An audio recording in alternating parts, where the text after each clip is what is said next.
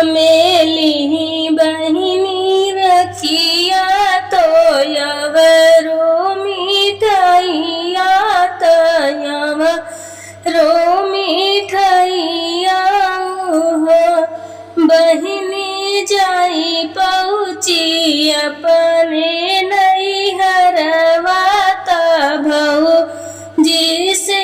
पूछाई हो ओ बहिनी जाई पहुँची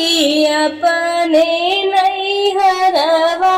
तभौ जिसे पूछाई हो भौजी कहाँ बाटे भैया हमारे तो रखी या बंधने आई रखिया बंधने आए हो भीतरा से निकाली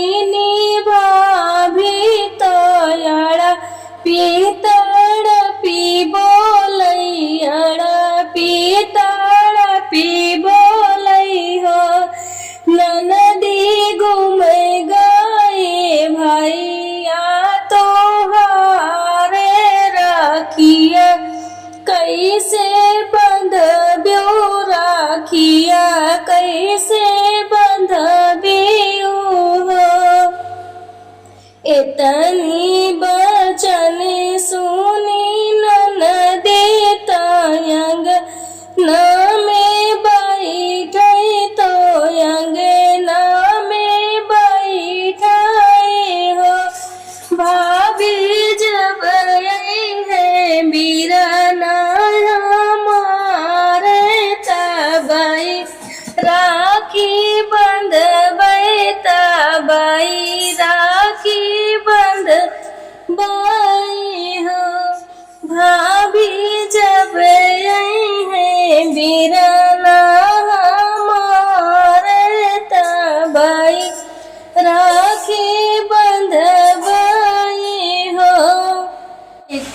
घंटा बीत गए दुई घंटा होई गए तीन घंटा हो बहिनी बहिनी बीत गए दिन दोपहरिया बीरन नहीं आए बीरन नहीं आए नी हो भीतरा से निकाली नी भाभी तो नंदी से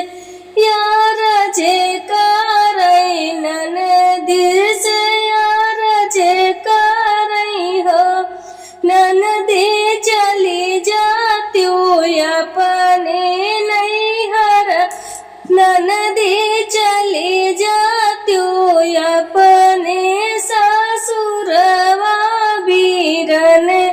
नहीं आई है बीरन नहीं आई है हो ननदी कौले भूतो मांगनवा बताई हम देती बताई हम देती हो ननदी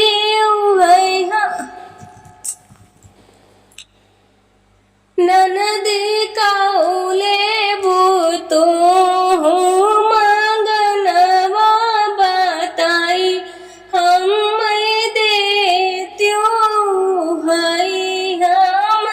देबाई हो नाई भाभी धन दौलत जाही रुपया ना पैसा चाही रुपया ना पैसा चाही हो भाभी हम हो जे आए नैहरवा तो अपने बीरने घर अपने बीरने घर रखी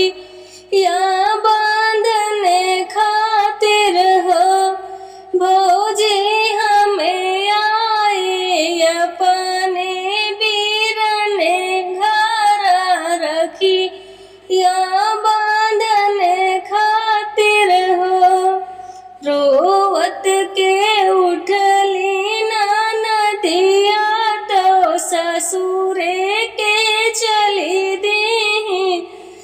ससुरे के चली दिया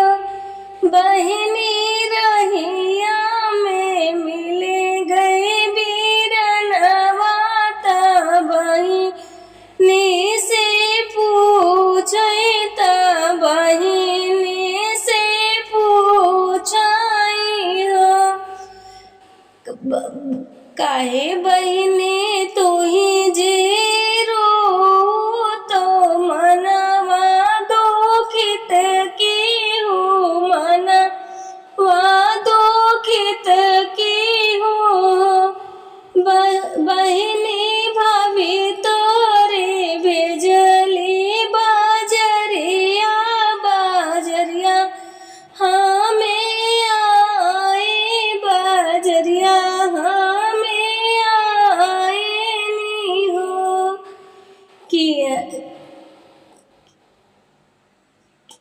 नहीं भैया हम ही जीरोए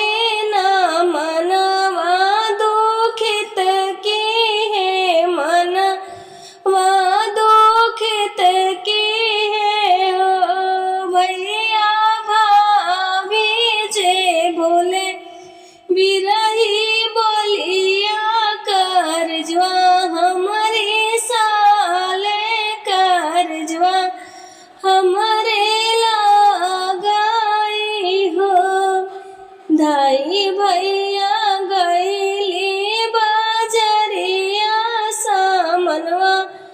खूबे लावै सामनवा खूबे लावै हो भैया बहिनी से रखिया बांधावै ससुर